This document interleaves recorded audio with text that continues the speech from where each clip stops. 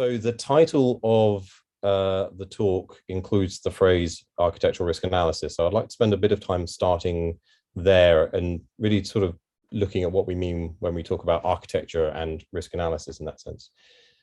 So on the screen here, you can see a number of definitions of what architecture could be.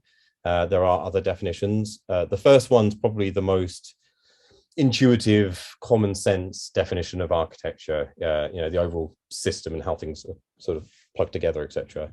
I think the second one's a little bit more interesting though, because it's talking about the relationship between typical architecture in terms of the application and architecture in terms of the sort of the infrastructure. And it's not always clear where that boundary lies. So there's no single definition of what we mean when we talk about architecture in the context of IT systems. But my favorite one is the third definition, which is architecture in the broadest sense, are basically the decisions that you wish you could get right early on in a project. So they're the harder to change, the big impact decisions that you're making, like do we go with this technology stack or this technology stack? And undoing those decisions is particularly hard.